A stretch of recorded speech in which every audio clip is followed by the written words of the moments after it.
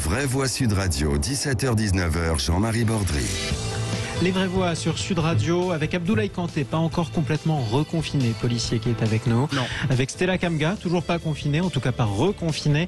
Et avec Jean Dorido qui lui est reconfiné. Nous allons parler justement, et malheureusement, on aurait bien aimé parler d'autre chose, de ce reconfinement. Est-ce que vous le craignez avant la fin de ces vacances, avant même la rentrée? Certains médecins le demandent, certains élus aussi le demandent, notamment dans la région du Grand Est ou pourquoi pas d'ailleurs à Nice où la situation de l'épidémie est de plus en plus difficile. Vous continuez à voter sur Twitter et sur le Twitter de Sud Radio. Pour l'instant, vous êtes 75% à craindre, je vous cite, un reconfinement avant la rentrée. Tout de suite, on en débat.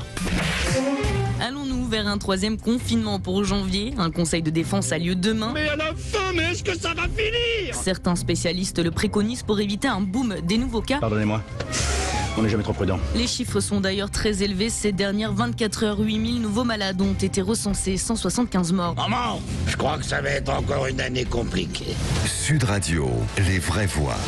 Le débat est ouvert. Et c'est effectivement une année compliquée, en tout cas, qui se profile, une année 2021 dans laquelle on ne risque pas d'être tout de suite débarrassé, en tout cas, de ce coronavirus. Bonsoir à vous, Bruno Megarban. Bonsoir. Vous êtes le bienvenu sur Sud Radio. Vous n'avez pas chômé plus plus d'un an, si je puis le dire. Vous êtes chef du service de réanimation médicale à l'hôpital Lariboisière à Paris. J'aimerais d'abord faire un premier point. J'aimerais faire dans un instant un premier point avec vous sur la situation dans votre hôpital. On accueille également Richard Chemla. Bonsoir à vous. Oui, bonsoir. Bienvenue sur Sud Radio. Vous êtes adjoint à la santé dans la ville de Nice. La ville de Nice qui a le... Et je suis anesthésiste réanimateur. Et aussi, vous êtes par ailleurs anesthésiste réanimateur. Et si en plus on a tenu à vous donner la parole sur Sud Radio, c'est parce que Nice est la ville qui compte à ce stade, et on ne sait pas trop pourquoi encore, le taux d'incidence le plus élevé au coronavirus dans toute la France. Alors vous êtes tous les deux anesthésistes réanimateurs. D'abord, premier point factuel, c'est quoi la situation dans vos services respectifs? Richard Chemla, est-ce qu'il y a de plus en plus malheureusement de patients qui sont en réa? Alors, écoutez, pour être honnête, moi je suis retraité, jeune retraité, c'est comme ça que j'ai pu être adjoint à la santé. Et dans les hôpitaux de Nice ? Bien sûr, je suis en relation directe, si vous voulez, avec mes confrères. On a ce qu'on appelle, on a un plateau. Alors, on a un plateau, c'est-à-dire que si on s'attendait à une descente, elle n'est pas là. Mais il faut l'expliquer aussi par le fait on dit qu'on a beaucoup plus de cas positifs chez nous, parce qu'on est la ville où on détecte le plus. Alors, c'est vrai que plus on détecte et plus on trouve aussi de cas positifs. C'est d'ailleurs le problème, je pense, pour nous. En tout cas, c'est des gens qui sont asymptomatiques et qui sont positifs, et qui peuvent donc pour nous transmettre, si vous voulez, lorsqu'ils croisent en particulier une population relativement âgée chez nous aussi, qui peuvent donc transmettre donc la Covid. La Covid à des personnes qui sont plus à risque, comme des personnes âgées. Bruno Megarban, dans votre service de réanimation à Lariboisière à Paris, est-ce que c'est la même situation? C'est-à-dire que le nombre de malades n'augmente pas forcément en réanimation, mais il baisse toujours pas, quoi? Tout à fait, la situation est relativement voisine. Effectivement, nous avons connu une baisse du nombre de patients admis en réanimation au début de la mise en place du confinement, puis les choses se sont stabilisées sur un plateau. Actuellement, nous avons 8 patients en réanimation sur les 38 lits dont dispose l'hôpital. Ce sont tous des patients extrêmement graves, ils sont tous intubés, ventilés. Leur pronostic vital est en jeu, ils luttent pour leur survie propre. Si je peux me permettre, ils ont quel âge ces patients-là, Bruno Megarban, en général? Ils ont quel âge en général ces patients qui sont en réanimation, Bruno Megarban? Alors, ils ont entre 60 et 70 ans pour la majorité.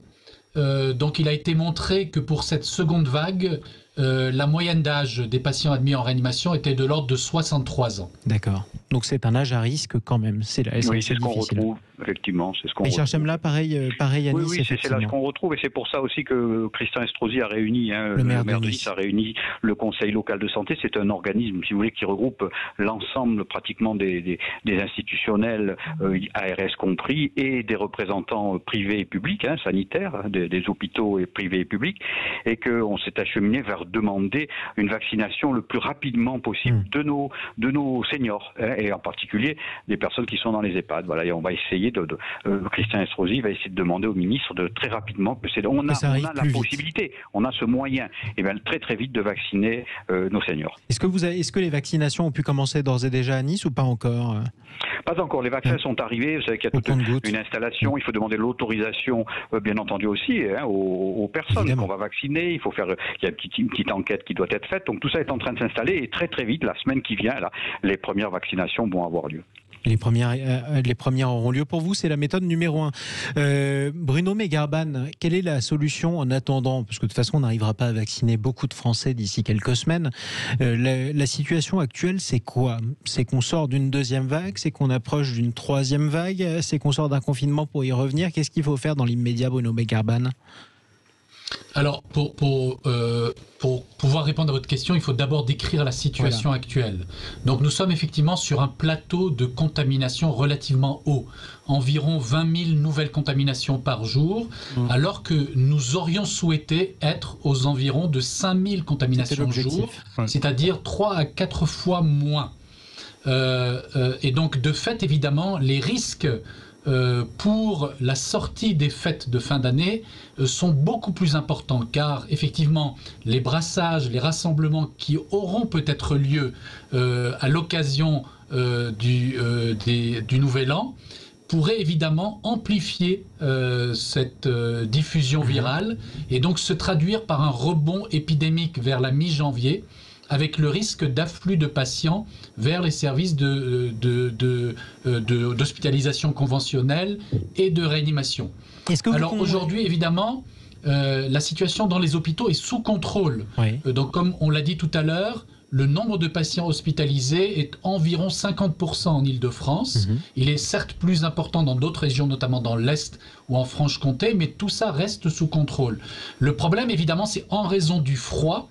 Nous avons des tas d'autres patients qui n'ont pas la Covid et qui doivent être hospitalisés. D'où le fait, évidemment, qu'il puisse y avoir une difficulté pour les mois de janvier et de février pour pouvoir prendre en charge à la fois les patients qui ont la Covid, dont le nombre est attendu à l'augmentation, et tout le reste des patients qui déjà d'office, tous les hivers, saturent les services de réanimation. C'est ça, c'est-à-dire que la situation est tendue déjà tous les ans. J'ai peut-être une dernière question, une question avant de donner la parole à nos vraies voix. Bruno Megarban, on a l'impression de n'être jamais vraiment sorti de cette deuxième vague en France. C'est-à-dire que la première vague, on l'a vécue avec un confinement très strict qui a duré 2 mois, mais les cas s'étaient effondrés, le nombre de contaminations s'était effondré à la fin. Là, ça n'a jamais vraiment baissé. Est-ce que vous le confirmez vous-même à l'hôpital ? Alors effectivement, cette notion de vague, de pic est une sémantique un peu théorique. En fait, le virus n'a jamais disparu du territoire, il a toujours circulé. Donc effectivement, nous avons eu une première vague massive, puis un rebond important sur l'ensemble du territoire qui aboutit à un plateau actuellement. Donc effectivement, nous sommes toujours dans ce second rebond, avec un risque évidemment de rebondir à nouveau. L'application des mesures barrières a permis malgré tout d'éviter que le second rebond soit une catastrophe identique au premier rebond. Mais comme on le voit, évidemment, ça n'a pas empêché malgré tout d'avoir des problèmes de saturation de l'hôpital, car malheureusement, les recommandations ne sont pas appliquées totalement. Malheureusement, la vie sociale, les interactions que l'on comprend parfaitement, entraîne un risque de circulation du virus qu'il faut minimiser, et on voit bien qu'on est sur une ligne extrêmement délicate, c'est-à-dire soit on met en place des mesures très restrictives, eh bien on voit qu'il y aura des conséquences sur l'économie, sur la vie sociale, sur les libertés, soit à l'inverse on ouvre un peu plus les choses et on voit immédiatement rebondir le virus. On comprend bien que la solution ne viendra que par le vaccin, et on espère évidemment que toute la population adhérera et comprendra les nécessités de se faire vacciner. Pour l'instant, en tout cas, la France est dans les enquêtes d'opinion le pays où il y a la plus grande proportion, l'un des pays où il y a la plus grande proportion de citoyens qui ont peur de se faire vacciner, à défaut, forcément. Richard Chemla ? Oui, mais je pense que ça va se tasser au moment où les premières vaccinations vont se passer, où on voit bien que c'est une réponse. On ne peut pas reconfiner constamment avec le virus circule. Non, c'est pas possible, ça, oui. Et c'est pas possible, et qu'il faut vivre avec, et donc vivre avec, c'est-à-dire vivre sans, c'est-à-dire vacciner. Et je pense que lorsque les premières vaccinations sont en cours et vont s'installer, et qu'on aura très peu d'effets secondaires, il va y avoir un effet aussi de dire, tiens, après tout, ce vaccin, il est normal, il provoque pas de réaction importante. On a quand même testé sur 40 000 personnes. Et là, peu par peu, cela va s'installer. Et je pense, moi, qu'on va avoir après, si vous voulez, un effet vraiment d'association et de prise en compte de ce vaccin. Plus la vaccination va s'installer et plus on aura de personnes. Vous êtes optimiste. Et en tout cas, on a bien compris que c'était pour vous, c'était l'arme numéro 1 à court terme. C'est la seule on a bien compris on a raté notre confinement, en fait. On peut pas, si on veut maintenant réussir, il faudrait un confinement de moines, d'ecclésiastes, tout fermer, comme les Chinois. Les Chinois, je vous rappelle, livraient l'alimentation en sac plastique au bas des maisons. C'est-à-dire que la population chinoise n'allait même pas faire les courses. Donc là, il faut se reposer des questions sur notre vie sociale, qui fait que nous sommes des hommes.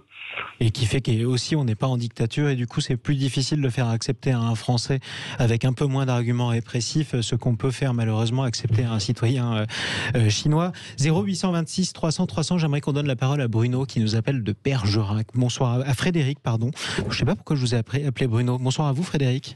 Oui, bonsoir à vous. Vous êtes le bienvenu sur Sud Radio. Est-ce que vous avez peur d'être reconfiné, vous? Ben oui, surtout que le problème qu'il y a, c'est que on a vu que le résultat, il n'est pas là, en fait, c'est tout. On a vu qu'il y a des pays qui n'ont pas fait de la même façon. Je ne parle pas pas du tout confiné ou un peu. Je veux dire que malheureusement, je pense qu'en France, on devrait se pencher sur... il y a le vaccin qui arrive. Ça, c'est éventuellement, je dirais, être optimiste, pourquoi pas. Moi, honnêtement, pour l'instant, je suis quand même sceptique. Comme beaucoup de gens, on a le droit parce que on voit qu'il y a des vaccins comme la grippe A où il y a des symptômes qui sont arrivés 2 ans après. Vous avez peur en tout cas, effectivement, il y a une peur en France face au vaccin. Non, peur, moi je suis pas anti. Moi, mes enfants sont vaccinés. Vous êtes sceptique en tout cas, j'ai compris. Je suis pas anti-vaccin, non, mais je veux dire que ça a été un peu vite. Faut pas oublier que l'agence qui a délivré qui a commandé les vaccins, 2 mois avant, avait commandé le fameux Remdesivir, alors qu'après ça a été démenti. Donc je veux dire, la confiance elle n'est plus là. Pourquoi? Parce qu'ils l'ont perdu de toute façon. Ça, il faut bien se le dire. Maintenant, moi, ce que je pense et que je ne comprends pas, c'est que vous avez 2 discours.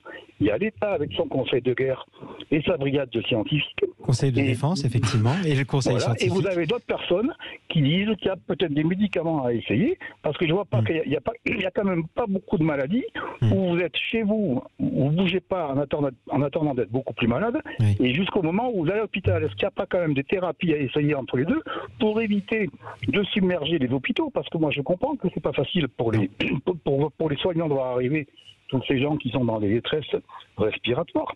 Mais je veux savoir pourquoi en France, on n'a pas un protocole de test de certains médicaments. On parle d'ivermectine, on parle de plein de choses qui sont testées dans le monde entier avec des essais randomisés. Et en France, rien. C'est-à-dire que le médecin traitant soignant de ville ou de campagne, on à la campagne, lui, il n'a rien à vous proposer. C'est pas qu'il n'a rien à vous proposer. C'est difficile en tout cas, et vous êtes assez désarçonné par l'apparence de l'absence de solution. Il se fait embêter. Tous les médecins qui essayent quelque chose se font embêter. C'était autre chose, effectivement. Ça. Mais je vous propose, Frédéric, moi, en tout cas, qu'on en parle avec, notamment avec Bruno Megarban, parce que s'il y a une personne autour de cette table et dans cette émission qui a testé je ne sais combien de médicaments, parce qu'il a bien fallu faire des essais, notamment au début de la vague, c'est vous, Bruno Megarban, dans votre service de réanimation à l'hôpital Lariboisière. D'abord, une bonne question notamment que pose Frédéric, parmi d'autres. Est-ce qu'il y a un traitement qui marche contre le Covid aujourd'hui ? Alors effectivement, c'est une bonne question. Malheureusement, beaucoup de traitements, anciens et nouveaux, ont été testés. Alors, pour beaucoup d'entre eux, avec un niveau de preuve important, c'est-à-dire au travers d'essais thérapeutiques randomisés, contrôlés, et malheureusement, aucun d'entre eux n'a démontré de preuves pour l'amélioration de la survie. Donc au jour d'aujourd'hui, nous n'avons pas de médicament qui permet d'éviter de décéder de la Covid lorsqu'on a une forme grave. Certains médicaments ont montré quelques bénéfices, mais je dirais de mineurs, c'est-à-dire peut-être une guérison un peu plus rapide ou une forme clinique un peu moins importante, mais rien de significatif pour pouvoir se dire nous avons un traitement anti-Covid fiable. Les seuls traitements, les seuls thérapeutiques qui ont montré un bénéfice, c'est premièrement l'amélioration de l'oxygénation, des modalités d'administration de l'oxygène en reculant la date de l'intubation au plus tard possible. Deuxièmement, la cortisone sous sa forme de dexaméthasone pour réduire l'inflammation qui est à l'origine de la pneumonie dans le deuxième temps de l'évolution de la Covid. Et troisièmement, les anticoagulants mieux dosés pour éviter la formation de caillots dans les veines et le risque d'embolie pulmonaire qui a emporté beaucoup de patients de façon brutale au cours de la première vague épidémique. Donc effectivement, on a quand même fait, et heureusement d'ailleurs, parce que vous avez été soumis à rude épreuve, d'énormes progrès dans la manière de soigner les malades. Jean Dorido, qui êtes avec nous à distance, notre vraie voix du soir, l'une de nos 3 vraies voix, la défiance, en tout cas le manque de confiance, il en a bien parlé, Frédéric, qui nous appelait depuis Bergerac, elle est assez présente chez les Français. Est-ce que les Français sont prêts à supporter un nouveau reconfinement ? Jean. C'est-à-dire que d'un point de vue psychologique, manifestement non. D'abord, je pense que ce terme de reconfinement n'est pas juste parce que la France est confinée, il n'y a pas de restaurant ouvert, il n'y a pas de boîte de nuit ouverte, il y a un couvre-feu à 20h, les universités et les grandes écoles sont fermées, les étudiants sont bloqués chez eux, donc on ne peut pas parler de reconfinement puisque la France, elle est déjà en tout confinée. cas, on tourne au ralenti, ça c'est très clair. On tourne plus qu'au ralenti et la situation, si vous voulez, psychosociale est absolument dramatique. On a déjà en France, je dirais de façon structurelle et systémique, un très fort taux de suicide. Il faut savoir que la première cause de mort chez les hommes de 25 à 34 ans en France, c'est le suicide. Et on est le triste champion d'Europe des suicides. On est au-delà de l'Allemagne, au-delà de l'Irlande, etc. Et la situation, notamment chez les plus jeunes d'entre nous, chez les étudiants, est absolument dramatique. Même Frédéric Vidal, ministre de l'Enseignement supérieur, s'en est ému. Même Jean Castex, notre Premier ministre, a évoqué la problématique du suicide chez les étudiants. Et puis, on a d'autres profils qui sont extrêmement à risque. Une étude faite par Ipsos pour l'Institut Jean Jaurès a constaté que quand vous observez le cas des petits patrons, des entrepreneurs et des chômeurs, vous arrivez à 25% de personnes qui expliquent avoir des idées suicidaires. Donc là, vous êtes très inquiet pour le moral. Le docteur en psychologie que vous êtes, Jean, est très inquiet pour le moral des Français en cas de reconfinement. Dans un instant, je donnerai la parole à Abdoulaye Kanté peut-être. Le moral et la santé. Oui, la santé mentale. Les idées suicidaires, c'est une maladie dont on meurt, hélas. Et on est d'accord, on est tout à fait d'accord. C'est une pathologie. Je pense que Abdoulaye Kanté, vous êtes policier. Est-ce que vous arriverez à faire respecter un reconfinement ? C'est vous qui êtes chargé sur le terrain de le faire respecter, ce confinement. Est-ce que les Français sont prêts à l'accepter ? Le problème, c'est que les Français, ils veulent, justement, ils sont résilients. Donc, je pense qu'ils voudraient avoir, un espoir pour pouvoir sortir de cette crise. Mais le problème, c'est que ce qu'il y a de l'autre côté, c'est qu'il faudra aussi respecter aussi les mesures de confinement. Et quand vous essayez vous faites une espèce d'atteinte aux libertés, c'est-à-dire que aujourd'hui, les Français ont envie de sortir. Là, il y a une réalité, ils veulent vivre, ils veulent pouvoir jouir des restaurants, des lieux de loisirs pour pouvoir essayer de sortir tout ce qui est de ce marasme qu'on a en ce moment. Et il est difficile, nous qui avons le côté, on va dire, répressif, vous qui êtes policier, et justement pour faire respecter ces mesures de confinement, parce que, comme le disent mes médecins, donc il n'y a pas d'autre solution, en dehors évidemment des solutions médicales, c'est-à-dire que le vaccin et divers traitements, mais à côté de ça, donc on est obligé de faire respecter cela, et on a en face de nous des personnes qui sont moins, on va dire, très, on va dire, pas corrects, je veux dire, mais bon, moins enclins à respecter ce confinement. Les restrictions. Malgré tout, il y a une certaine discipline. Ils sont résiliés, ils veulent quand même respecter cela, mais ça devient de plus en plus difficile. Moi, je pense que ça s'explique. Parce qu'au premier confinement, on a demandé à tout le monde de rester chez soi, de respecter les règles barrières, de respecter les heures de sortie, les attestations. Ça a été scrupuleusement fait. Sauf qu'il y a un coup de communication qu'à un moment donné, je pense que le Français lambda, le citoyen se dit que s'il y a quelque chose de plus énervant, c'est de penser qu'en fait on nous prend pour des cons. Et malheureusement, en matière de communication, c'est à ça qu'on a eu affaire. C'est-à-dire que... Là, vous parlez de la première vague, de l'histoire des masques. Jusqu'à maintenant. Parce que là, j'écoute par exemple nos deux spécialistes qui sont nos invités ce soir. Nos deux médecins d'ailleurs. Nos médecins. S'il y a des spécialistes dont on a besoin en ce moment, c'est quand même... ça. Et je me rends compte qu'on s'est encore une fois de plus fait avoir. Parce que vous avez cru à l'efficacité du confinement. Au deuxième confinement, en tout cas, c'est ce que le président de la République avait expliqué. Revenir à 5000. C'est ce qu'il avait dit dans son dernier discours que si on repartait en confinement après le couvre-feu, on s'en sortirait. Et malheureusement, ça n'a pas marché. Justement, une dernière phrase. Si je vais vous donner la parole, Richard. Juste avant qu'on ne rentre pour la période des fêtes, on nous a expliqué que ça avait marché. Mais sauf que là, nos spécialistes disent que ça n'a pas marché. Là, on nous a encore pris pour des cons. Richard Chemla, alors pris pour des cons, vous vous êtes trompé. Non, on nous a pris pour des cons. Richard Chemla. On ne prend pas les gens pour des cons, mais on est dans une situation, il faut être extrêmement humble. Enfin, pour ma part et pour nous autour de l'équipe de Christian Estrosi, au niveau de la santé, on essaie d'être humble. On est en face d'une situation que pour la plupart, nous n'avons jamais vécue. Donc il faut avancer pas à pas, faire de la vraie, ce qu'on appelle de la vraie communication. Quand on ne sait pas, on ne sait pas. C'est certain que l'erreur énorme des masques, de l'inutilité des masques a été incroyable. À Nice, on est allé chercher des masques en Chine parce qu'on nous disait que les masques ne servaient à rien. Donc je crois qu'il faut rester... Et quand on ne sait pas, il faut dire qu'on ne sait pas. Il faut dire que si on essaye le confinement, ou si on essaye une certaine technique, ou une certaine façon de faire, c'est la première fois qu'on l'essaye. Il faut rester, je pense, dans la clarté. On avance tous ensemble dans des situations que nous n'avons jamais vécues. C'est une situation inédite, comme vous le dites, M. Chemla. C'est vrai que c'est une réalité où, évidemment, on est face à une situation et aussi des gens... Et on ne sait pas comment y réagir. Et des gens doivent aussi faire nourrir leur famille, ce qu'ils doivent sortir, donc il n'y a pas le choix. C'est difficile. Bien sûr. Voilà. Bruno Megarban, en un mot peut-être, est-ce que c'est la preuve aussi que sans confinement, un pays comme la France, mais pourquoi pas l'Italie, l'Angleterre, l'Allemagne, sans confinement, on est incapable de lutter contre ce virus? Quand il fait froid en tout cas, et pendant la période jusqu'à, je sais pas, la fin du mois d'avril. Oui, vous avez raison, effectivement.